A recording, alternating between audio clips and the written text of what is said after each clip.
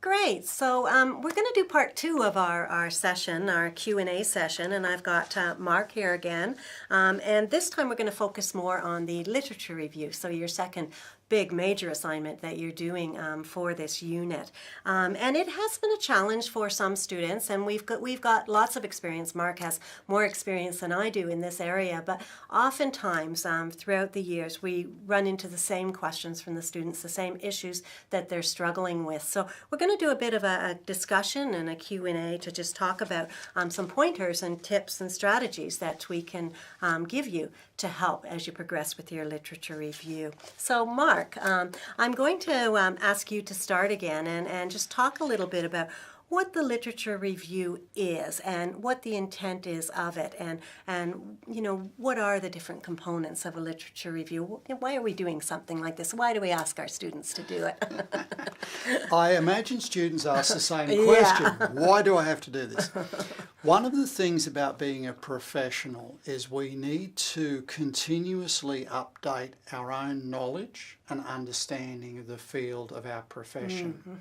This is a requirement both for continuing professional education.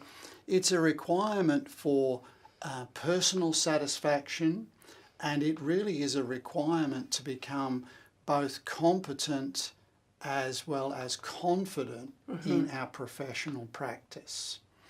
So the purpose of the literature review is to choose a subject, and while subjects are pre-chosen, I'm sure that if a student had their own topic, they came with something that they were very passionate about exploring, we would support them 100% in that. I know, I certainly would. Yeah, absolutely. But the whole purpose is to explore an area that helps us to expand our knowledge in some aspect of the field. Go back a few years when one of the topics was virtual autopsy. Now, virtual autopsy is something that not many imaging professionals will be involved in, but it's both interesting and it is quite rewarding to see how we can determine cause of death without actually having to cut open a human body. And in part one, you may notice that I mentioned what I believe is correct, and students are quite happily can write in and correct me, but I believe in the Jewish faith, autopsy is not an accepted practice. So we want to know why a person has died if they've died under suspicious circumstances. How can we do it without actually taking a scalpel and opening up the body? What does the literature tell us? Is there anything in the literature on virtual autopsy? And in that literature, what methodologies are explained, what methodologies are explored? And for me, if I were asked to go to a forensic institute and conduct a virtual autopsy, how would I go about it? Well, the way to find out is a literature search. So how do I start off a literature search? Well, I now have a question, virtual autopsy. How do I do it? So I go now to the different databases that are available electronically. So for instance, PubMed, Scopus, CINAHL. These are excellent sources and all available through the Monash Library. And I type in words like virtual autopsy to start with. Now when I do that, this returns a whole range of different articles that I could consider. How do I wade my way through that, given the fact I've only got 2 search terms at the moment? So the first thing is I need to determine whether these papers relate to humans, animals, or whether they're experimental. Now, because I'm interested in human virtual autopsy, I would then exclude any articles that talked about animal. So in my search terms, I could put in virtual autopsy, not animal, or I could put in virtual autopsy and human, not animal, not experimental. And this will narrow down the range of references that I'm going to get. Right.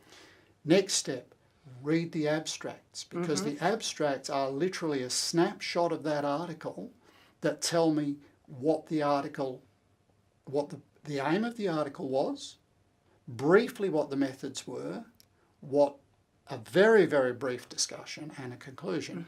And from that, I can say, okay, now this one tells me about using a multi-detector CT. This one talks about using MRI. This one talks about using photography. So now I've got a range of articles that I can read through to inform me as to what I can do. And I find sometimes when you do that, I tell my students to start making headings because doing an outline and categorizing things into different headings underneath different headings will help them as they start getting more and more information and need to filter it and analyze it. That's a great suggestion. It's a really good suggestion. And the other thing that can be done is to use a reference manager such as EndNote, Yep. Available through the library again, because you can actually pull the citations to these articles, including the abstracts, into a file that you can use later on to sort your references, your citations, and maybe in 2 or 3 years' time to remind yourself of the research that you've conducted. Yeah. So this starts things off. This gives us the background for this particular assignment is I need to know how to do a virtual autopsy. Right. That's literally my background. It sets the scene. It tells me why I'm undertaking this review, because I need to find out. The aim then is to determine the best method of conducting a virtual autopsy out of those that might be available.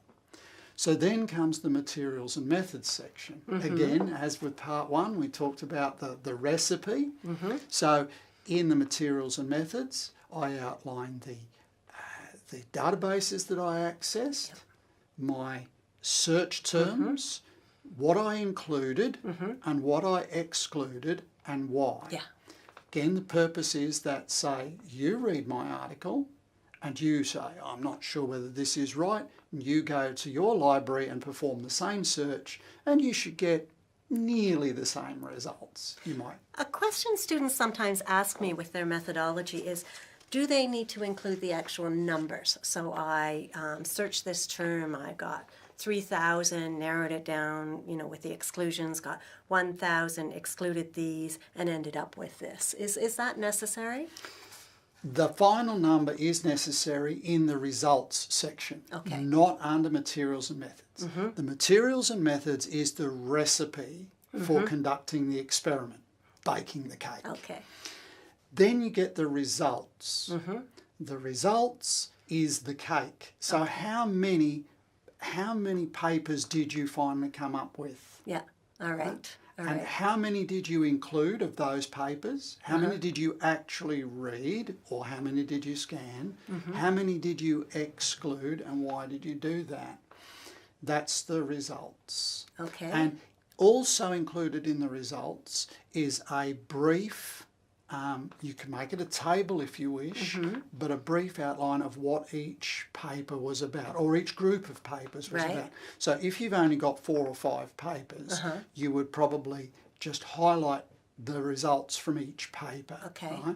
Smith stated MR to be the best methodology for these reasons. Jones states that MDCT is better for these reasons, while Abel states that photography can be used as a primary reason or primary method of virtual autopsy, but backed up by MDCT. So that's the results. Now, I sometimes get a question from my students with regard to the results and the discussion. If they're looking at the articles, and there may be some limitations in the articles, so for instance it's a small sample size, or they only looked at this group, or different things like that, should that be actually included in the results section or in the discussion section? That's the results. Okay. Because that's the cake. Right. Materials and methods is the recipe, results is the overall cake. Right. But with no analysis, an opinion. You haven't gotten there yet. You're just telling what it is. Yeah. Now we come to the discussion. It's at this point we actually cut the cake Okay. and have a taste. And we start talking about what the cake tastes like, what the texture is, what the feel of it is. So this is where, as you stated, we start to pull apart what we've found and we start applying it to, in the case of virtual autopsy, now I discuss, so these results have said that this method is better under these circumstances but has these limitations. This method is better under those circumstances, has these strengths but could be supplemented by such. I now go along to the Forensic Institute with my discussion in mind and I see they have all three. But I'm now informed because the question is I've got to do a virtual autopsy. But I now know that I have three possible ways of doing it, but I'm informed and I can say to the director of the Forensic Institute, you want a virtual autopsy done? Yes, I do. The literature tells me that MR is the best way to go. Okay. Is your MR machine ready to go? Is there time available on it? Yeah. And then the next thing is they have an MR machine. What field strength is it? So then I need to talk about as well to discuss a little bit about why would I choose a particular field strength to do the work that I was going to do. And could it be, in this particular example, that they might find out that, well, MR is good for looking at this type of injury or pathology or something we want to find, whereas CT is better for other things and photography might be better for soft tissue injuries that are superficial, for instance? Absolutely. And that's the other thing. When students, and I'm guilty of this as any other student, you have an assignment and you get absolutely focused on that assignment and that's all you look at. You forget that the assignment is a learning exercise to broaden the mind. And so while I'm applying this to virtual autopsy, I'm also learning, as you've clearly indicated, that MR is good for soft tissue. I can show soft tissue beautifully. CT for bone damage. And photography, great for subcutaneous bruising or damage of that type. And we can even classify how long it's been there. Yeah. So we need to keep the mind wide open and then use this information to inform our ongoing professional practice. And that too forms part of the discussion because what we want to do is look at what is now, what could be in the future. So I've learnt this, and as Dr. Troopers talked about the other day, face-to-face with students, I've got a 320 slice CT. Can I do this? Because his reading indicated that it was a possibility, but nobody tried it. So we need to keep that in mind as well when we do a literature review, that it may give us other questions that we can follow up clinically, or it may tell us that in several years' time we could do something else, or we could even use it to change a practice that might not be so good where we're working. We could suggest a better way of doing something to our supervisors. Or So it might be that the evidence that you get from your literature review suggests that further research is needed in these particular areas to look at using it in different ways, for example. Or Oh, absolutely. Again, that's the way that all professions move forward. What is now and how will that take me forward in the future? And that's a key point. And as professionals, we need to keep that in mind the whole of our professional life. Never stand still, but continue moving forward. As an example, I remember many years ago I was working in a tertiary referral hospital, and one of the things that we got a lot of was query fracture neck of femur. And there were certain ways that it was always done. And I remember we got a radiographer from another hospital who did it a completely different way. And I thought, well, that's interesting. And I tried it. And it was simpler to do. It was far more reproducible than the way we were doing it, and it reduced the dose. But it was a lot harder on the patient. So I thought about that, and I thought, can I do it a better way again? And I came up with another way of leaving the patient on the ED trolley, using the automatic exposure control on an erect bucky, and patient was comfortable, images were good, dose was minimal, and everything was reproducible. Yeah. So it was a step forward. Now I tried to teach others in the hospital the same method. Nobody liked it. And that shows that we do not want to be closed-minded. We need to keep our minds open and think, because I'm sure somebody would have come up with an even better method if they tried it for a week or two. Yeah, great. Okay, now I'm just thinking about, so as they progress with their literature review, and we're talking about examples and they're structured and they can go through it, but what I find with my students is sometimes they get overwhelmed with the amount of information that's out there, and they get bogged down and they just read, and they never get down to writing and to structuring and getting going, and they're just sort of blocked. Can you give some suggestions on what they can do in that situation? Come back to the aims. Yeah, okay. That's the simplest thing. Every time that you feel you're getting bogged down, go back to the aims. What is it that I want to do? So I'm doing all of this reading on virtual autopsy, and I go, at 10 o'clock at night, and I think, so I go back to my aim. My aim is to work out the best way of doing a virtual autopsy. Yeah.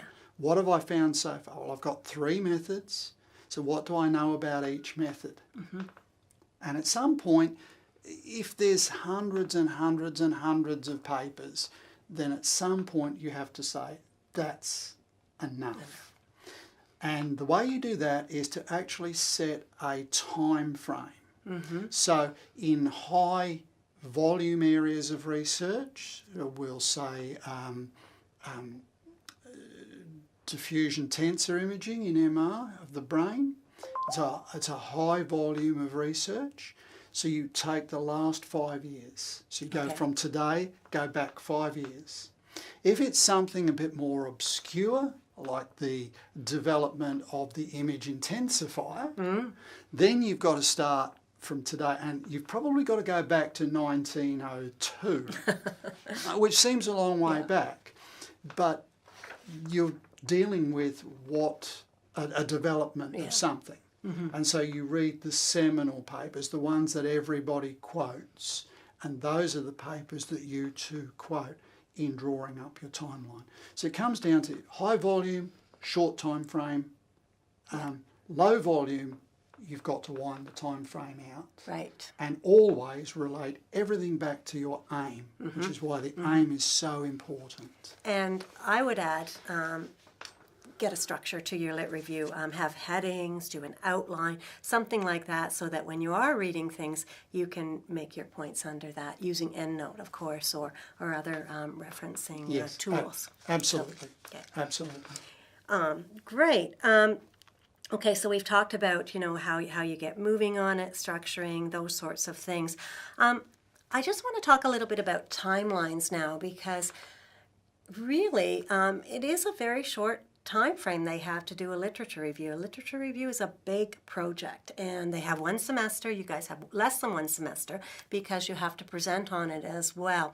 And so something I find with my students is they really have to stay focused, and it's good for them to write both an outline and a timeline for what they're going to produce and when. Because if we don't get the drafts to review and we don't get the information, we can't give good feedback. So students really need to start writing things and getting going on it. Absolutely. No matter what you write, particularly when you write things like grant applications, which are based on a very good literature review, you have very tight time frames. Yeah. When you start writing for journals, the editors will give you very tight time frames, so we need to do the same thing. So start with an outline, and then the idea is that you put against each heading your completion date. Yeah. Something that a supervisor told me a number of years ago when I was doing a PhD was try and write every day. Even if you only write 2 sentences, and even if they don't necessarily relate exactly to your topic, write something every day. And this supervisor suggested to a whole group of research higher degree students, sit at your typewriter first thing in the morning, typewriter. A bit younger than that, sit at your computer every day when you start work and write something. He said, if for the first couple of weeks it doesn't make sense, it doesn't matter, because very soon you'll be starting to write things that do make sense, and you won't be stopping at 2 sentences, you'll be going on, and within several weeks you'll be writing good chunks of your work then and there. Now, it might not necessarily be in order, but you just save it, and then as you read through it, the order relates back to the outline, so you just simply cut and paste and reorder things so it matches So the easy outline. to do now with computers. So habit forming, getting the habit, and as you say, even if it's not great stuff when you start with, you'll get into the habit of doing it and you'll progress and it will become much better. And one of the things I know with our 4th year students is that they have other priorities. Their other unit they're taking is quite intense, and there's a lot of assignments and things they have to do, and very much self-directed. So students can focus on that one to the detriment of their lit review, and that can be a real danger. So this is a comparable unit, and students really need to keep on top of this one as well, and not let either the other unit or work commitments you have or family commitments get in the way, because if you run out of time in the end, it can be a huge problem. So Very, very much so. So if for instance you're working and you've got so many hours a day of work, and you might only have 3 hours a day left over for your academic studies, split that in equal portions across each of the subjects that you need to do. Now, you may not think that 3/4 of an hour on subject A and 3/4 of an hour on subject B and 3/4 of an hour on your literature review is a lot, but it's amazing what you can get done. It's really incredible what you can get done by maintaining a very strict routine. And that's really the hardest thing, because when students are at school, they have a routine imposed on them. As soon as you leave school, unless you're working, there is no routine. And it is very easy for a compressed spring to let go suddenly, just go anywhere. So when we have a compressed spring, we need to let it go slowly so its energy is released in a directed and useful fashion. And that really is what study's all about. That's right. Great. I'm thinking now about we've looked at the findings, but I'm thinking about the discussion. And one thing I want you to talk about, Mark, is the intent of this is really to broaden the critical thinking skills of our students, so that they don't take things at face value, and they really look at what they're reading and be critical of it, and not just accept everything that they read. Absolutely. Because it's in print or because it's on the internet does not make it correct. And there have been papers that have been retracted due to inaccuracy. Even an author that I have great respect for and published several seminal papers both in imaging and psychiatry has had to retract one of his papers due to error. So do not take it as gospel truth. The questions that we want to ask are things like, how do the results direct my current practice? So what will I do if I'm faced with this circumstance that I've read about? What about future practice? Will it change the way I practice in the future? Or will it help me to improve practice for my colleagues, professionals? Right? What research needs to be undertaken that hasn't yet been done? What can I learn from this that I can expand on and get better results or more consistent results? evidence this with a fractured neck of femur. The standard cross table lateral using a parallel grid and a cross table beam, very good, but the results were always inconsistent because doses weren't necessarily consistent, patient positioning wasn't necessarily consistent, grid lines, a whole range of things. Now this radiographer that I mentioned came up with a better way of getting an alignment between film, Yeah. and central beam. That worked quite well, but still had its limitations because the affected hip actually had to be flexed, and you don't want to be flexing these sorts of things. But take it to the next step. What could be done in the future? Well, why can't we use the automatic exposure control? Why can't we use a bucky? Why can't we standardise the central ray and align the patient in such a way that we still get that angle? Right. And so this improves practice further. We now get better consistency. And especially at 3 o'clock in the morning when you're not thinking absolutely clearly and you've got a distressed patient lying on the table, they've fallen down the stairs and they've definitely fractured their neck of femur. You know that. You want the cleanest, quickest, most reproducible method that you've come up with. That's what happened by reviewing papers. Great. Wonderful. Well, I think that's a great outline and some strategies and a summary. Is there anything else that you can think of that you'd like to add, Mark? Just a small thing. It's only a small point, but it makes a big impact.